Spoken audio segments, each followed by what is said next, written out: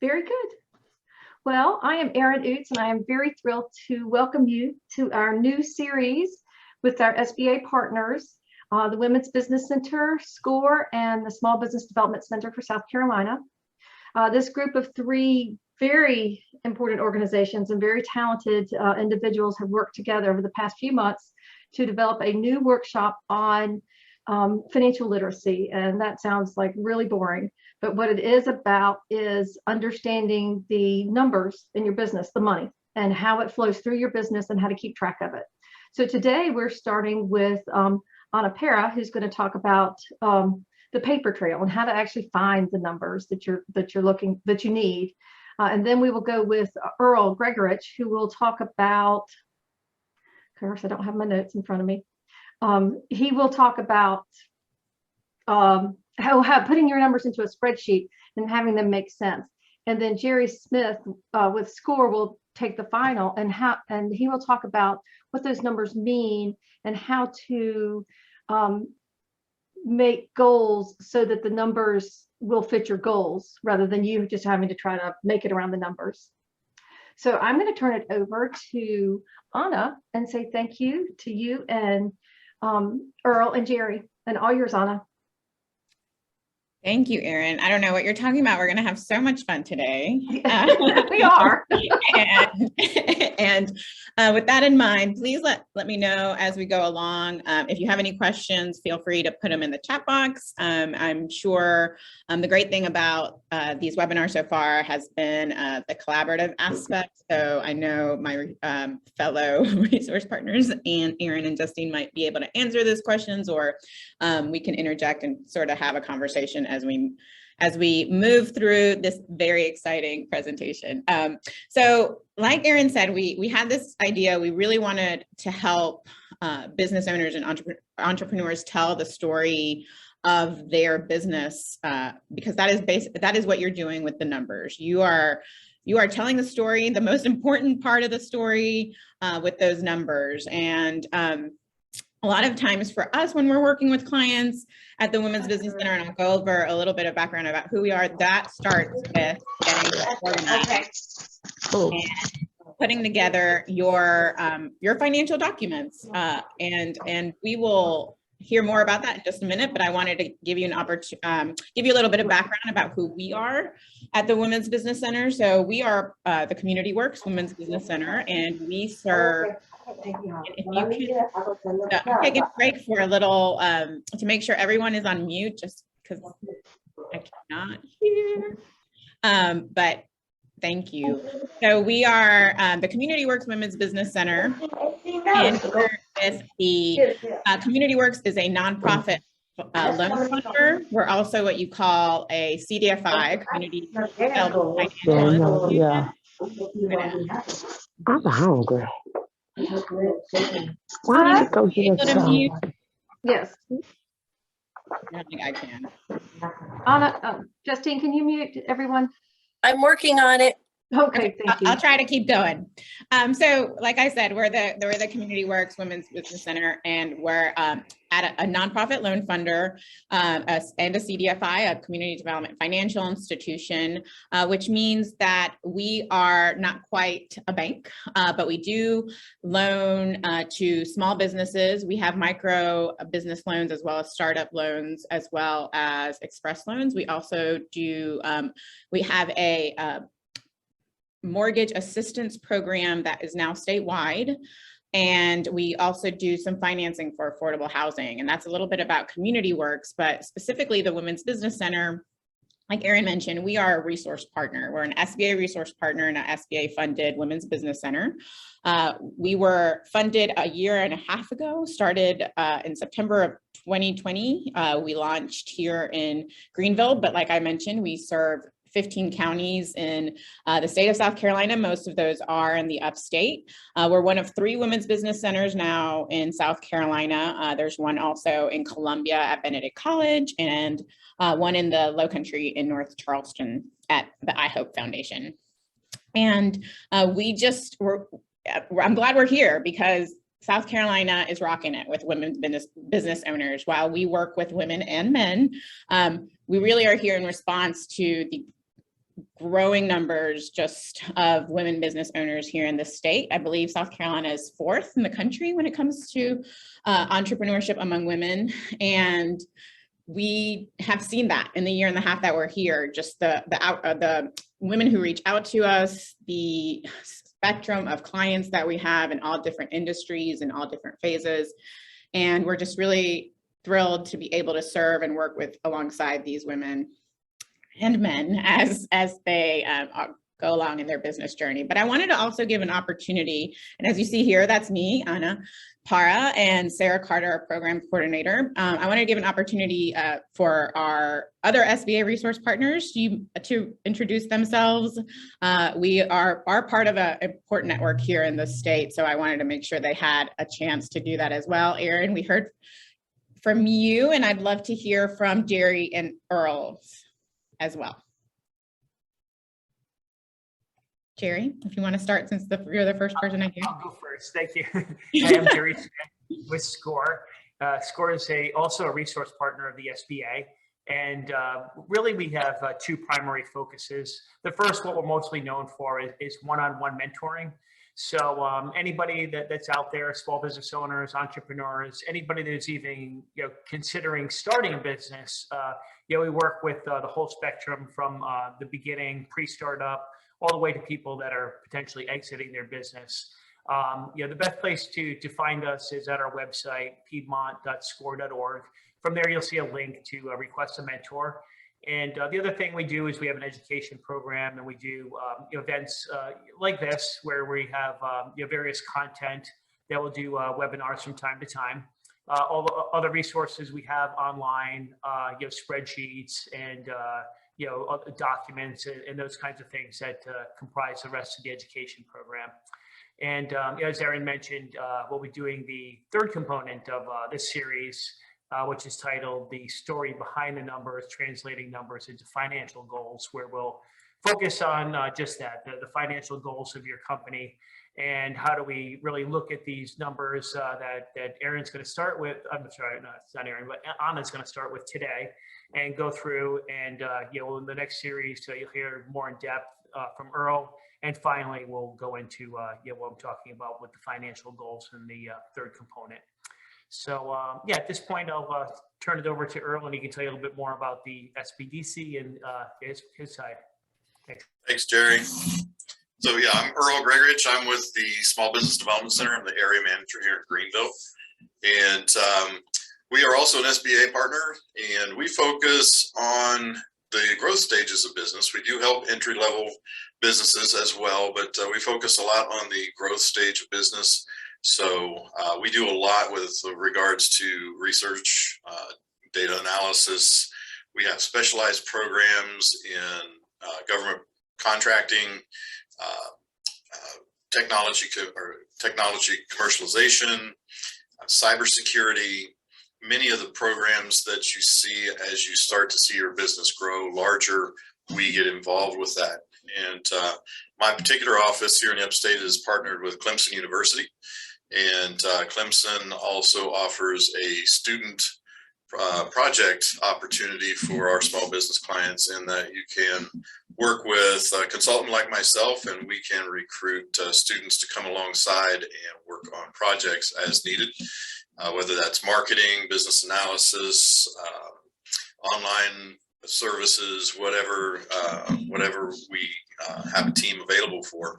So we're here to help you with the growth phase of your business. You can find us at scsbdc.com, and I'll be doing session number 2. So we'll see more of me later. Thank you. Thank you, Earl. Thank you, Jerry. I wanted to for you all to meet them, because as we go through this presentation, there's going to be some instances where you see some documents that maybe you do not have yet, maybe you are hoping to put together, and that's where the resource partners do come in. This is where we can offer some of that consulting and training help in preparing your financial documents, as they might get a little overwhelming. So let's get started with our paper trail. Ooh. So I want you to meet Chris. Chris is Chris Cross. She is, Chris is short for Christina, and Chris is the entrepreneur we'll be following as we put our as we put our financial binder together. And a little bit more about Chris who is she? So she's a 36-year-old entrepreneur and who owns Apex Services, LLC. Apex Services is a consulting firm with one employee for now, and that is Chris. And she is in the startup phase. So she's about 1 year in and has no bookkeeping or accounting system yet. I am going a little fast. Sorry about that.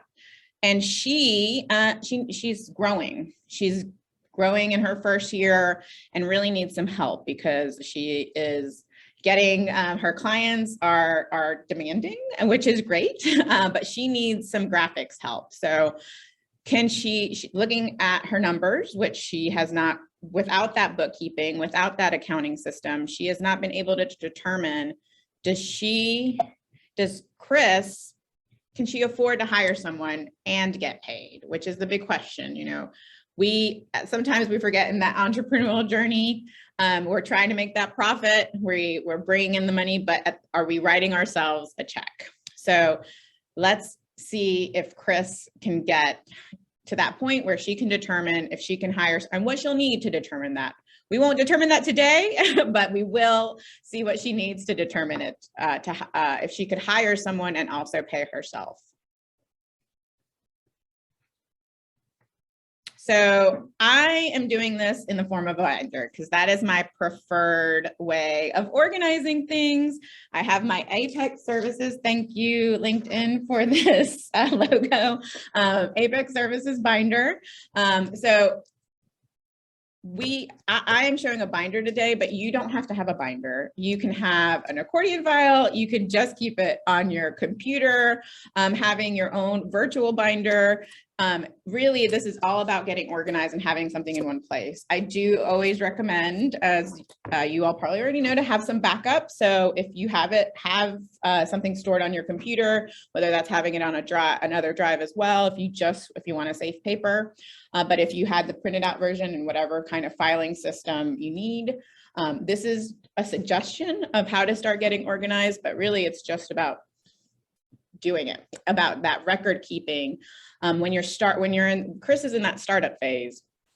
She might get in a couple of years where she's ready to hire a bookkeeper, but right now she's her own bookkeeper. So it's important that she has everything in the binder, I'm going to use binder in quotes. For today, we have an actual physical binder. So I'm going to start with, in my head and the way I approach things and the way we talk about a lot of what we do with our clients is we look at how to get loan ready. Yes, we are a part of a CDFI that has loans, but that doesn't mean we're encouraging folks to go out and get a loan right away. What we're doing is we're thinking of it as if you have all the documents that you need when you're going to apply for a loan, that means you're getting organized. That means you're compiling the right documents. That means you're looking at what you might need. If you are looking for funding or access to capital. And so, like I said before, we're a part of CommunityWorks. We have that, the kind of insider look to see what those documents do look like and what they're looking at when they're reviewing the documents. So as a startup, Chris is going to want to really have those personal documents as well as her business documents. So I'm starting off with the personal documents and what she may need.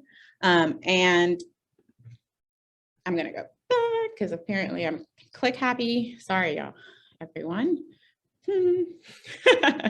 All right. So what we want to start with, I'm going to show some examples of what we need. Some of it is pretty cut and dry of what it is. But these are what you would, if you were applying for a micro business loan here at CommunityWorks, this is what we would ask for a startup business. So we're going to start with those 3 months of personal bank statements. And I'll be a little clearer in a minute why you would need those. You want to include that in your binder. You want a personal cash flow form. Now that is something that everyone might not have, but it's pretty simple to put together, and I'll show you in a minute what that can look like. Then we also have a personal financial statement. Again, I'll show you in a moment what the difference between those look like. Your most recent federal tax return. Again, that's your personal. It's going to play a part in any kind of loan in that sort of startup phase. And again, that's why we want that on in there. If Chris is not working another job, but if you were working another side, if this is your side hustle and you're trying to make it, we want that personal income your pay stubs for any other jobs. But then if you are paying yourself through your business, doing that as you should, then you should have that as well as any kind of benefits that you might have put together as well. And that's also in the business part. And then the credit report. The reason that's highlighted is because we don't ask for you to provide a credit report. That's going to usually be something that whoever the organization that you're applying for a loan with is going to ask, or going to pull, sorry. But you want to know what is going on in your credit. So you want to have that for yourself as you are putting those financial documents together. So I know we have some introductions. I want to make sure we don't have any questions. I think we're good. So I'm going to start with the personal financial statement and I quickly fill this out for Chris. So if Chris sounds like anyone you know, it's totally a made-up character. It's totally a coincidence. So Chris Cross, we want to see, and you want to know what your total assets and net worth are. So that financial statement, again, is to show you your numbers, what you are worth. You're invaluable, but what you're worth on paper. So that is going to include, and this one's pretty, you can read through this one, but there's some of these forms that are a little harder to read through. So I'm going to just read through some of them, and at some point I will not read every single line, but of course it's going to include what you have in the bank. It's going to include, what you owe. You're going to see, you want to know what any kind of real estate you may have, any kind of automobile you might own. We're going to look at everything that gives you any kind of net worth. And that financial statement you can find, honestly, this is something we use internally, but you can also find a template pretty easily online if you don't have it, and create an Excel form. This is something that will help you in your personal finances as much as your business finances to have.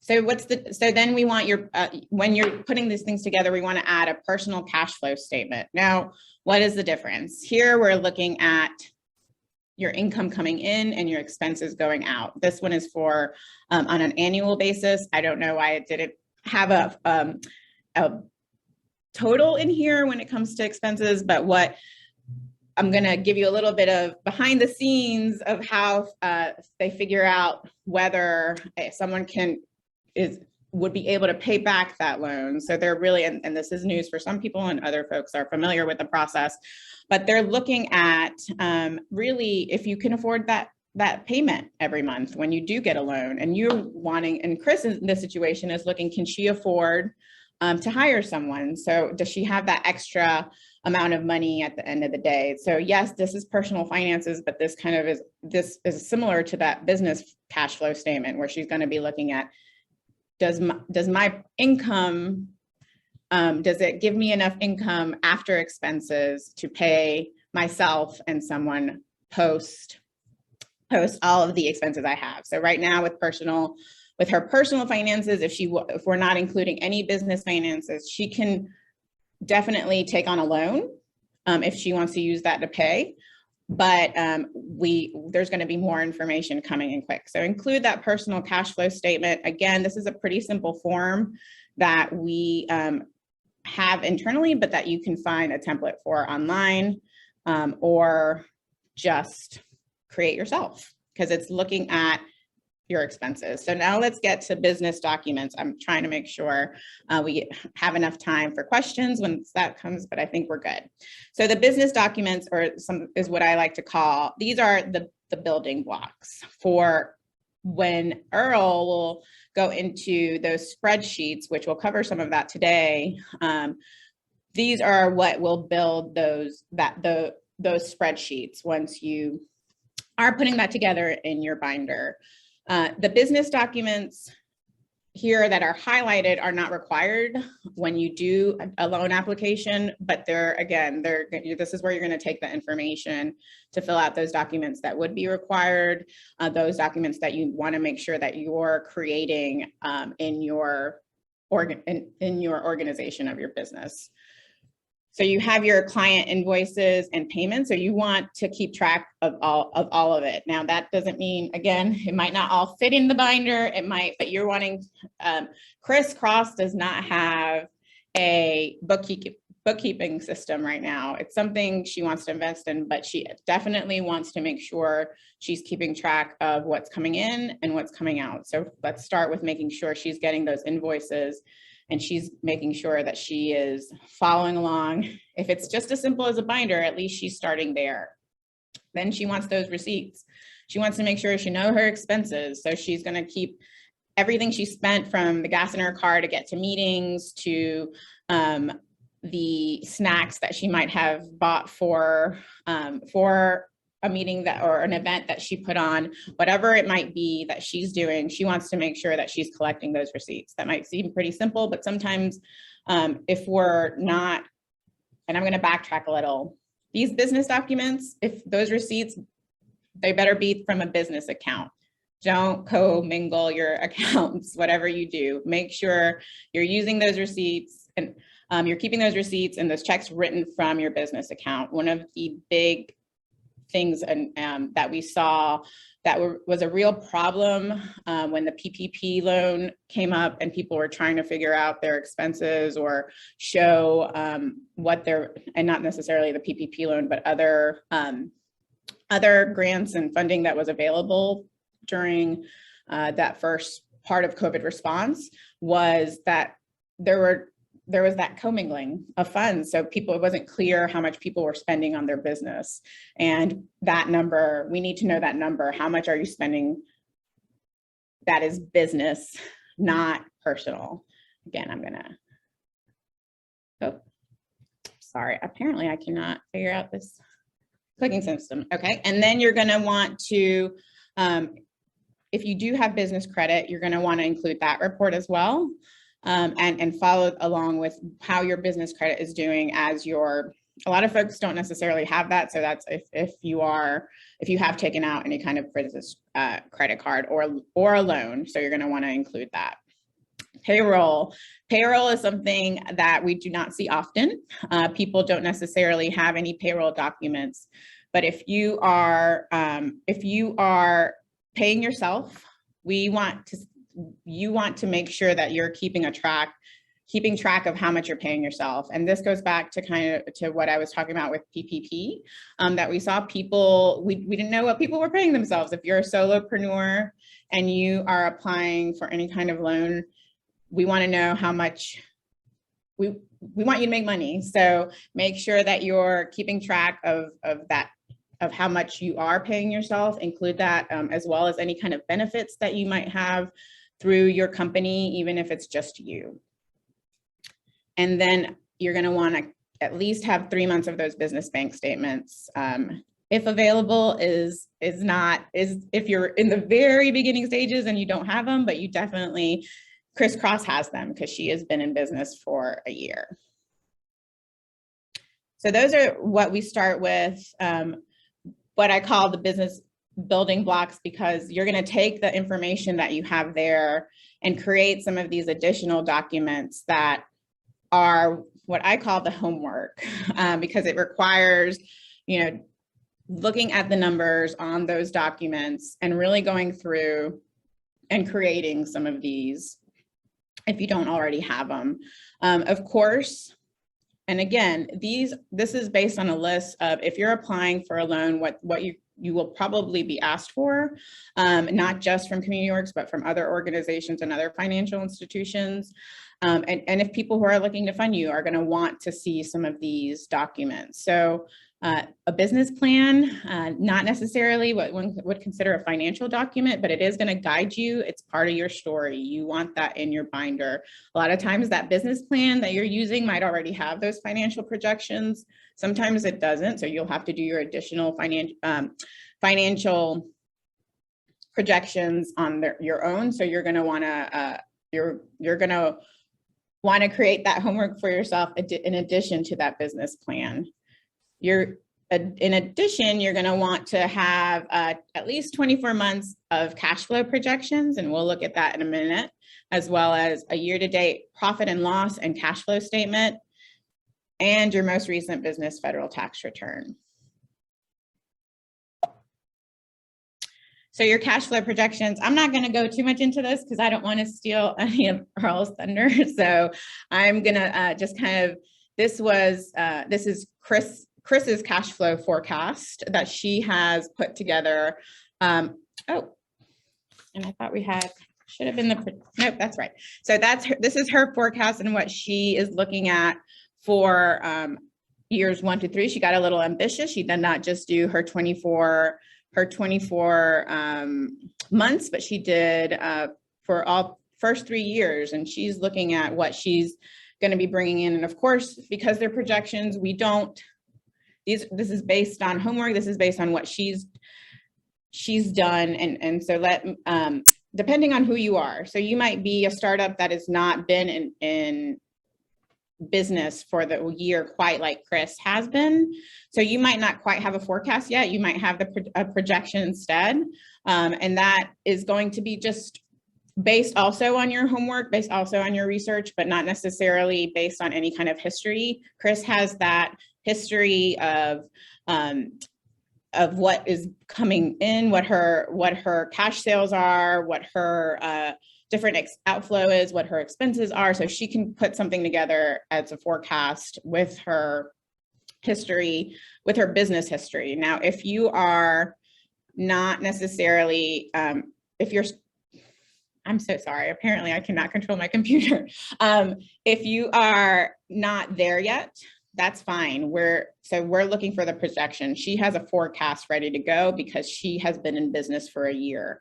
But projections are also acceptable if you're a startup, of course, because you're just starting out. I mean, you haven't quite had those numbers collected yet. But we're glad to see that Chris has been able to get underway in the year, have her broken down for each month. But even if you are in the very beginning stages, you'll want to make those projections because this is the guiding document. This is it's going to guide you as you do. Maybe it doesn't look exactly like this as you go into year 2 or year 3, but it also goes to show that you understand what your business is going to look like in the next few years. And that is going to help you determine something like, can I bring on a part-time graphic designer? Do I need to contract that graphic designer? Do I need to do the graphic designing and take a class online and put that money there? So your year-to-date profit and loss. So this is your income statement. And this is Chris's income statement. Again, we're going to take a deeper dive into this in the next class, but for this binder collection stage, we want to make sure that you're including that profit and loss, that we're seeing it again broken down, because these are the numbers that are going to determine if, once again, you can hire someone. If this is something that may be in not quite this year, or maybe not quite in the beginning of the year, can you hire a graphic designer? But it looks like in July, you'll be making enough money or you made enough money in July of last year. So you're going to be able to bring someone on part-time at that point. So again, this is not just for loans, but it's also so you can determine, looking at the numbers, where your business is and know your business. Even when you hire a bookkeeper, you want to know what she or he is putting into that spreadsheet. You want to know your own numbers just as well as they do, because sometimes they're human, they don't get it right. So you want to be able to ask some questions. You want to be able to understand how to speak about your business when it comes to these numbers.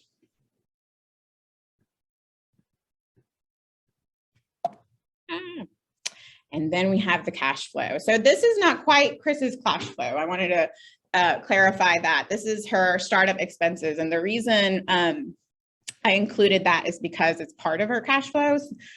When you are applying for a loan, they're not necessarily gonna, this is something that they'll ask for if you have it available here. But with Chris, what she had was her startup expenses, and then she also has her sales.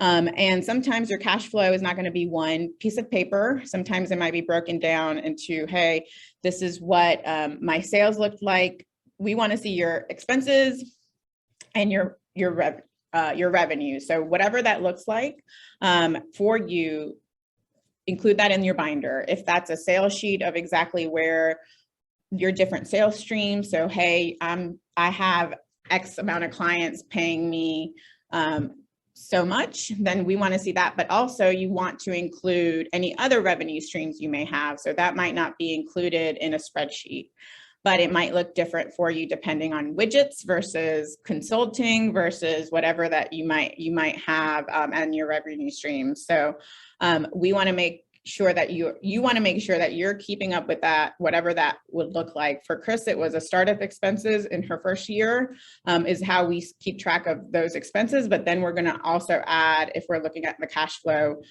what she made in sales as well with her clients, which I don't have that example, so I apologize for that, but that would also be part of her cash flow. And then just some extra credit. As we go through putting together that binder, you want to make sure you have your resume. Why your resume? Because people want to know what brought you to this point, how you got to this point as a business owner. This is something, again, you're telling the binders your story, and your resume is a part of that story, as well as references. Both of those things are so nice, are so important to have when you're applying for a loan, but also when you are putting together that financial story of your business. Your references are going to say, hey, I trust this person with my finances. I trust this person with their own finances. So they are a part of what you want to get across to folks when you are telling your financial story. So I wanted to start the conversation of what's in your binder. I'm sure I haven't covered everything that you might think of depending on what you do. And I know we have some folks here who work with entrepreneurs and they might see some different,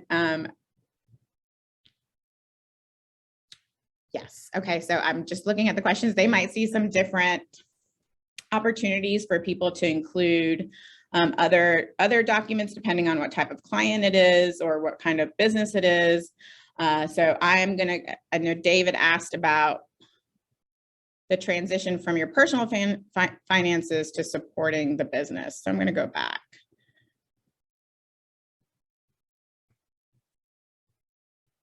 To a little bit more, and I did. So personal, if we go back to Chris Cross's first year, or before she even started her business, when she was really in the infancy stage, these personal documents are going to really make her aware if what funding she has available to start a business, and that's a big part of. If you are in those very early stages, what we review with clients is that personal finance, where they are in their personal finance state, where they are, if they have that cash flow, if they have that financing, depending on the business. Because a lot of times when it is a business like a contract business like Chris may have, where she's providing a service, she's not going to need a lot of overhead, but she does want to know, hey, when will I be making, when can I make some money, and what funding do I have available if I do need to invest in a co-working space or invest in a computer or whatever it may be. So we do spend a lot of time in that personal space with these different types of financial records. And that's why you really want to start with these as well. So I guess these are the preset to the building blocks. These are the very, very beginning building blocks. And I could add on to that. You know, let's say we're buying a computer, we're going to use it for the business. Do I open a business account, business checking account, and then put money, write a check from my personal account into that business account, and then use that business account check to pay for the credit, pay for it? Do I use my regular credit card and then pay for that part of my credit card bill with a check from the business account? I mean, do you see how that's kind of, that's kind of, well, how do you do that? So anything that's business related should always come from a business account, whether that is putting an infusion of your personal cash in there, whether that is, a business credit, which is a whole other webinar. But as far as what we would advise on, it's you want to make sure that everything that you spend on your business comes from a business account. But what the personal documents, what that personal finance record keeping will let you know is how much you can put in that business account. So how much you have to on a, to from the very, you saw that startup balance sheet that, I passed it. Startup expenses, there's going to also be the opposite. There's going to be that startup budget. What does that budget look like? Does that budget include $500 from your, and that doesn't seem like a lot, but it could maybe buy you a computer, depending on the computer for your business as you're starting that process and providing your services to clients. So you're really going to want to have that ability to know where you are personally with your finances, and that is going to come from the cash flow as much as it's going to come from your financial statement. Your financial statement is going to show you more so where you are, what you have in totality, but your cash flow is going to let you know what you are able to afford monthly. And that is just as important when you're getting started. Maybe you have an additional job. Chris Cross may have had in the first 6 months may have been continuing to keep a job where she could pay $500 into her business on a monthly basis, and then decided, hey, I'm going to do this full time. I wanted to add one thing is that separation of your personal funds and your business funds goes both ways. So if you have a business account, you want to make sure you're not paying any personal expenses from that account as well. So ideally what you have is you have a paper trail that can clearly delineate where the funds came from and where they went. And if they were business, they were only associated with the business account. If they were personal, they were only associated with the personal account. Now, so I do know some folks will choose to get a credit card and run business and personal through that credit card. And you can do that, but you have to be able to itemize what transactions occurred on that statement that were business and which were personal.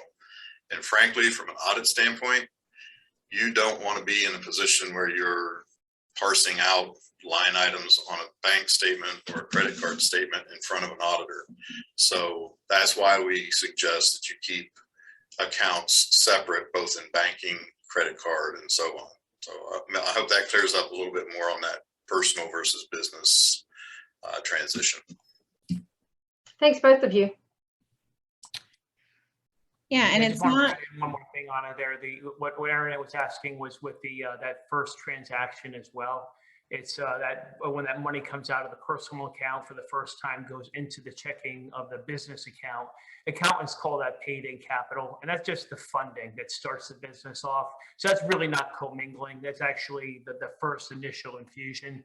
And it may happen again in the future, but the accountants will separate that out for you. So don't worry about that first one-time deposit. Yeah, and you'll be able to track that amount. It'll usually show up on your balance sheet as owner's equity, something like that. So that's what the business owes you, the owner. So you definitely want to keep track of that amount. So check that, make sure that's showing up properly on your balance sheet. Right, and I think it's important to know that things do sometimes overlap. And so that is why Earl did mention that. And also why David has asked how you handle joint items, a PC that you use for personal as well as business, for example, or home office, for example. So now, again, you're wanting to see what that looks like on paper. So and now we're getting into taxes and sort of what is deductible, what you can include as part of, yes, you would count that as well as an expense. If you're using it for your business, it's an expense for your business. So, but when it comes to accounting purposes, that is something that is a whole other conversation, because we have record keeping part where you are your own bookkeeper. But I would recommend if when you're looking at the taxes part of it, that's a piece that you want to bring in some expertise, that you want to not necessarily, if you're not ready in your first year, again, you don't have that income to bring in an accountant full-time, but you can at least have a conversation and start with an accountant and start noting what those deductible items are, what those deductible expenses are, so you can keep track of that when you see those expenses in your financial binder. But I feel like Earl has something to add. It's green. I was just going to say that anytime that you use an asset for both personal and business use, you do run the risk of the IRS disallowing that expense. It usually only comes into play when we're talking about business use of, say, a home office or something like that. A PC is, they could disallow your claim on that expense because you're using it for personal. But just be aware that if you don't have a clear delineation and you do not track by some way of a log book or software or an app or something, the use of a vehicle or a piece of equipment for both personal and business, that you do run the risk of the IRS saying you cannot take that as a business deduction. So if you're going to use something for dual purpose, by all means, get some form of a logbook and include it with your binder here that you keep. And if you're looking for more information on taxes, we actually have tax classes on a quarterly basis. We have a federal IRS enrolled agent teach the federal part of our class, and we have Department of Revenue come in and teach the state level taxes. And you can sign up for that on rscsbdc.com website, and there's no cost for that class. And it is an excellent class. I don't say that because it's ours. It is just an excellent class. I sit in on it periodically just to get updates. So highly encourage that. Yeah, that's great. I will plan on joining that. I find that when we talk about finances, it always goes into those questions that arise that should go to an accountant. And a lot of times, because we do not want to mess with anything that might get you audited or something that we're depending on the structure of your business, what that might look like. So again, there's the bookkeeping side of things, and then there's the part that you want to bring a certified CPA in for, and those conversations. And it's fabulous to have a resource that we're like the SBDC that has that webinar. I know that accountant. But accountant conversations cost money. So having the ability to hear from one, especially year to year as things look different with, I know with with everything that was available, people that might have had the PPP loan and other things over the last few years, taxes might be especially tricky this year. So Earl, if you can share that information again, that would be great. And so we have a question about when it comes to a car and dual usage, should we just calculate the mileage only? So again, that kind of goes into your, as far as your expenses go, I guess is what your question is, because there is the other part of when it comes to taxes and what you would write off. But when it comes to your expenses, you would have to, the mileage is one way to do it. There's also, it depends on how you put that expense in your work. So you might use, you might transfer that cost to your client. You might include a traveling, a fee for travel. So that might look different, but you definitely want to be able to calculate that in some form or fashion to show to your client how that you might have to travel to get there, whatever it might look like. Mileage, I know some folks do use mileage, so it's up to you kind of how you determine that, but it is that mileage that I think it's 53 cents per mile right now. I might have gone up because gas is obviously gone up, but that is one way to look at that expense and include that expense in your cash flow, your business profit and your cash flow, all of that's going on for specifically your business. Did that answer your question, Mimi? I hope it did. Yeah, mileage is something that usually is one of the larger deductions for small business. And I would say, in all the years I've been doing this, probably 90% of my clients just take the mileage deduction rather than tracking the actual expenses. Keep in mind that once you take actual expenses, I believe the way the tax rules are written right now, you cannot revert back to mileage after that. So there are some little caveats that you need to discuss with your accountant that will help you decide long-term what's the better way to handle this. And whether you get reimbursed for mileage through what you charge your clients can come into play as well. So you have to be careful with the processes that you put into your business. You might actually take away a possible deduction by the way in which you do business. So yes, as Anna's saying, make sure you're talking to an accountant when it comes to these things, because this is a decision that's going to impact you long term, not just today. Anna, thank you. Anna, you had a great question in asking what everyone's binder is. And I'm curious from all the folks here how you keep all of this together, because it's so, for me, just running the businesses that I do, that's always the last thing I'm thinking about. So how do some of y'all keep track of all the documents that have the numbers on them? Feel free to unmute yourself and answer, or put it in the chat. We'd love to see you too.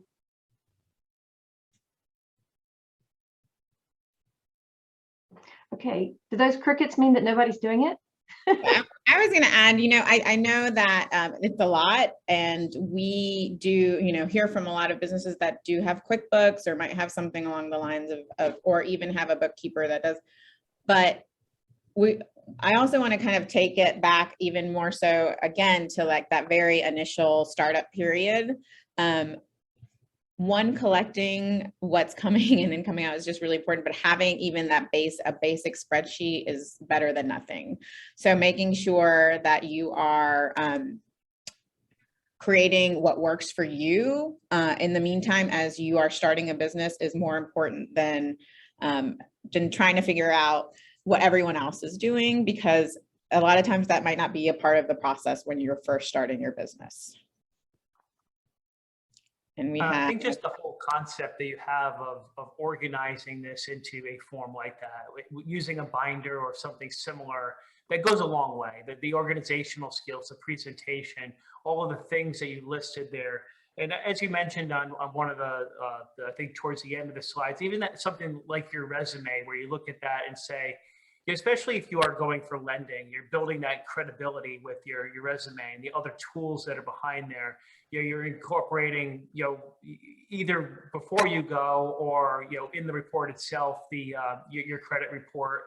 I was going to mention, when you mentioned that, I know there's a site, I think it's called Credit Karma. I don't know if any of you guys have used that. I know my daughter used that when she was, preparing to get a mortgage, and it was really helpful. So that might be a good one for you guys to take a peek at. But I love the concept that you presented today here with the way that you organize it, the content that's put in there. I know our SCORE clients that, at the beginning phases, they'll really benefit from that, especially those first couple of slides that you presented in terms of, what is this content? How do we organize it? How do we present it? So yeah, thank you. Thank you for putting all that together for us. David, you had something to add. Yes, going back to Aaron's earlier question, what I've advised students to do, and I've had several of them that have launched businesses from the ICAR platform. I taught entrepreneurship at Clemson's ICAR in Greenville, was a spreadsheet, because it's so much easier than filling out numbers on a sheet of paper, that has a projection of your expenses over a particular period, say 6 months, which is the limit you can reasonably predict them. And then in one column for week 1 or month 1 or whatever, you have the money that you have in a banking account someplace into the enterprise. Then you list your revenues, your income, and your expenses for that month, and then how much you have at the end of the month. And then you go up to the next column and you do that, and so forth. Now that's a projection. As the future unveils itself to you, you will differ from the projection. And how it differs from the projection is really a key element, a key possibility for learning. Are revenues slow to develop? Are they faster than you thought they would develop? Those are great learning devices. And so then you insert another column that has the actuals, and you feed the actual back into the next month, and so forth. Just a suggestion. Very good, thank you. Anna, I see a lot of people using their phones to do everything for their business on their phone. Are there apps? Are there apps you can use for that, or that could, or do we really need to sit down and do that spreadsheet? Because what if I don't know Excel or how to do spreadsheets? So I would advise to do both if you really like your phone. Your phone's a great tool, but it's an additional tool. And I think that there are apps that have, there are different apps. There's everything from business planning apps that can help, that do include some of these financial pieces, to just some that, obviously you can even do a spreadsheet on your phone, but what you want to do is I don't know about everybody else. I don't spend a lot of, when I'm on my phone, I can't see the big picture, or it's more so for that distraction, and it's for a quick. And this is really, like I mentioned, it's part of the homework. It's part of being able to see the story, the whole thing in front of you. And whether that's with the binder or whether that's on your computer with all the different documents, it's important to kind of see it all laid out on you, like David was mentioning, so you can see where things happened as you hope to, as you are already in that business mode, and you are collecting those numbers, what did go to plan and what didn't go to plan. And that's just, personally, that's very hard to keep track of on the phone, but the phone can be a tool. It can be somewhere where you can pull it up to add something when you are thinking about it. I don't want to discount it, and as things get better, even with technology, it might become a better tool. But for that, I would use it to help, but I would not necessarily have it be, I would not let it replace any kind of virtual binder. Okay. I'll add to that, in that by all means, everybody should at some point be migrating towards a QuickBooks or Zoho or Xero or something like that to run their daily operations. One of the things that people think, if I tell clients, hey, look, you need to have a binder of this information available, they kind of look at you like, okay, welcome back to the 80s. We do have computers now. And I look back at them and say, look, in the event of a disaster, when you truly need this information, and that computer is 3 counties over because they got blown away by a tornado and there's no phone service, and you are sitting there trying to get disaster funding, you will want this on paper, and it will be much, much easier for you to navigate a difficult situation if you have hard copies of these documents rather than hopefully having a digital copy somewhere. So have both, but the binder is a real thing. You really need to consider having a paper copy of most of this stuff. That's good. Go ahead, Anna.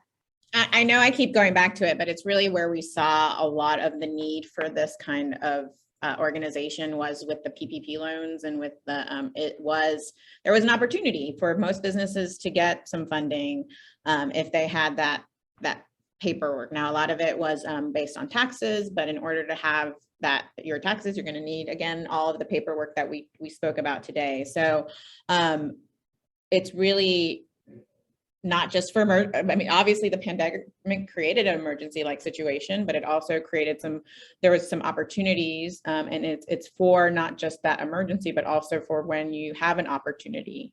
And a lot of times it's hard to see that opportunity if you don't have, if it's not clear exactly where that is financially. So say you do have some padding, you have some extra income coming in the last few months, then you have that opportunity to hire a graphic designer that's going to increase your business, or you have the opportunity to actually give yourself a $5,000 because trends are showing that it's steady, revenue is steady. So it's really not just about emergencies, but also about finding those paths for growth. Very good. We have one more question, but before we get to that, before the next workshop, Earl, that you're going to do, where you're going to talk about the spreadsheets, how can we as business owners get prepared and maybe start to get a template for a spreadsheet that we can use? Can we meet with you? Can we come in the next month? How can we do that? Sure. You can actually download the tool that you're seeing on these slides right here. At our SBDC website, and I'll type that into the chat box here in just a moment, and just kind of get a feel for what it looks like. There's a directions page on it that you can read. If you want to take a stab at putting some numbers in there and see how it reacts to your business, go for it. And then, of course, I'm always here with email or phone support. If you just have a question on it specifically, I'll be happy to do that before or after the class. Great, thank you. Understanding that things are, that Earl is really going to get into these spreadsheets, I would recommend for those who are not quite ready to get into to start with that personal information, to start with the personal financial statement. I know that some of you may be well past that point, and that personal cash flow statement. Again, these are, if you're budgeting at all, then you're going to have a semblance of this in some form, but it's really kind of gets you started in that, even if you're just starting with your personal binder, it gets you started in that practice of keeping those finances in order. Good, Anna, and then that Candy made a very good point. She said that sometimes your bank can help with that. So to go and talk with one of the bankers at your bank, and maybe they can provide some accounting or digital options, because really that cash flow is just what's the money that's going in and out of your bank account, and how it's being out, and how it's being spent and coming in. Very good. Well, our any additional questions, because we have 1 minute left. Anna, thank you very much. Jerry and Earl, thank you as well. Thanks to all of you who were here. I hope that you will contact Anna, Jerry, and Earl about between now and the next one. The next workshop is going to be on April 5th, and it is organizing the numbers. And Anna has put up all the contact information. Earl will go into much more detail on putting the numbers in the spreadsheet. And I think one of the important things to take from what Anna and Earl and Jerry said today is you don't have to create the spreadsheet. You can just download it and input the numbers. And they've made it so you really can't even mess it up. You might put the wrong number in the wrong slot, but you can't like cause the spreadsheet to not work for you anymore. So it's a really, really great tool that you can put together in a very short period of time. And then on May 3rd, Jerry will be talking about how to read those numbers, translating the numbers into financial goals. And then in the chat, you will see there is a registration for the next one or two. And then let's see. Oh, I see Earl has put in the bail team. It's like, wait, what is that? That's keeping you from having to call for bail. Sorry, Earl. So the banker, accountant, insurance, and lawyer, you should have them all. Excellent. Thank you all very much. Any final words? I think what we learned today was that Chris Cross should probably spend that money on an accountant instead of All right. Thanks to everyone. Have a great day. See you next month. Thank you. Thanks, Anna. Take care, guys. Bye-bye. Bye.